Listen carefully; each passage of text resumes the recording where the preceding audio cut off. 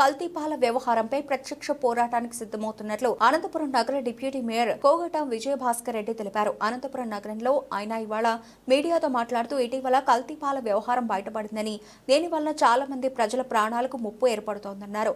ఈ నేపథ్యంలో జిల్లా వ్యాప్తంగా ఇలాంటి రైడ్స్ పెద్ద ఎత్తున నిర్వహించాలని ఆయన డిమాండ్ చేశారు. కేవలం ఒక్కరోజు మాత్రమే కాకుండా ప్రతినిత్యం ఇలాంటి దాడులు జరిగితే వీటిని అరికట్టవచ్చన్నారు. ఈ విషయంపై అసిస్టెంట్ కలెక్టర్ వినూత్నను కలిశామని, ఆమె అధికారులకు స్పష్టంగా ఆదేశాలు ఇచ్చారు. తమతో పాటు కలిసి వచ్చే అన్ని ప్రజా సంఘాలు పార్టీలతో కలిసి కల్తీ పాల వ్యవహారంపై పెద్ద ఎత్తున ఉద్యమిస్తామన్నారు. ఎక్కడికక్కడ తాము కూడా పాల కేంద్రాలను పరిశీలిస్తామన్నారు. ప్రజల ఆరోగ్యం కాపాడడం కోసం తమ పార్టీ ఎప్పుడు ప్రత్యక్షంగా ముందుంటుందని స్పష్టం చేశారు. ఈ కల్తీ పాల వ్యాపారం విచ్చలవిడిగా కొనసాగుతోంది. ఈ పాలలో విషతుల్యమైన పదార్థాలు కలపడం వల్ల ప్రజారోగ్యంపై తీవ్రమైన ప్రభావం చూపడం జరుగుతుంది. దీనికి సంబంధించి నిన్ననే విజిలెన్స్ డిఎస్పీ నాగభూషణ్ గారు కూడా ఆయన తన అభిప్రాయాన్ని మొత్తం ఒక దాడులు చేసి వాళ్ళని చర్యలు కూడా తీసుకోవడం జరుగుతుంది. మేమైతే ఒకటే విషయం తెలియజేస్తున్నాం, ప్రజా ఆరోగ్యం మీద ప్రభావం చూపే ఇలాంటి కల్తీ వ్యాపారాన్ని తక్షణమే ఎవరైనా సరే వాళ్ళు మానుకోవాల్సిన అవసరం ఉంది. అధికారులు కూడా ఈ విషయంలో చాలా తీక్షణంగా కఠినంగా వ్యవహరించాలని కోరడం జరుగుతుంది. ఇప్పుడే అడిషనల్ కలెక్టర్ గారిని వినూత్న గారిని కూడా కలవడం జరిగింది. ఆమె కూడా రేపటి నుంచే మేము ఎక్కడికెక్కడ దాడులు చేస్తామని చెప్పడం జరిగింది. కానీ ఈ దాడులు అనేది ఒకే రోజు కాకుండా నిరంతరాయంగా దాడులు కొనసాగాల్సిన అవసరం ఎంతగానో ఉంది. ఎందుకంటే ఇది ఒక రోజుతో ముగిసే వ్యవహారం కాదు, ఇది నిరంతరంగా కొనసాగుతున్న వ్యాపారం. ఈరోజు ఎక్కడ చూసినా కూడా లక్షలాది మంది అనంతపూర్ నగర ప్రజల మీద ప్రభావం చూపుతుంది. ఇది ఒక అనంతపూర్ నగరంలోనే కాదు, జిల్లా వ్యాప్తంగా కూడా ఇలాంటి కల్తీ చేసే కేంద్రాలను ఏర్పాటు చేసుకొని ఆ కేంద్రాల ద్వారా తిరిగి ప్రజలకు సరఫరా కొనసాగుతోంది.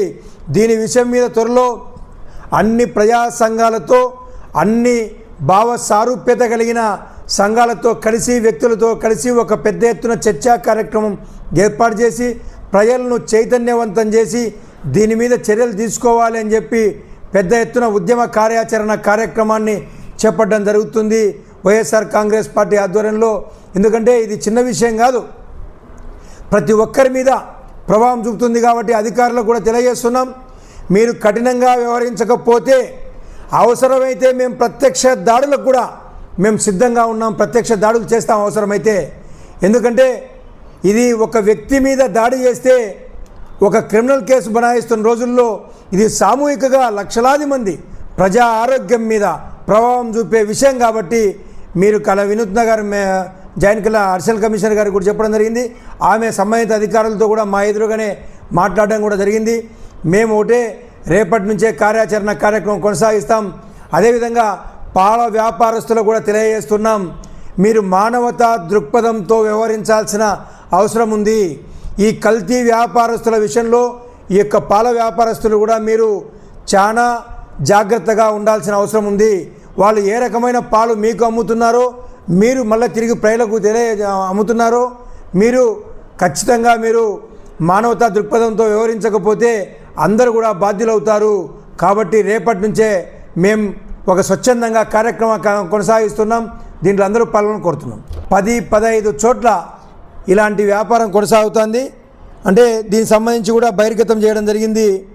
మరి ఇలాంటి విషయంలో ఈ 10-15 పాయింట్లు, ఆ పాయింట్ల దగ్గర కూడా రోజువారీ నిఘా వ్యవస్థను ఏర్పాటు చేయాలని చెప్పి మేము కోరుతున్నాం.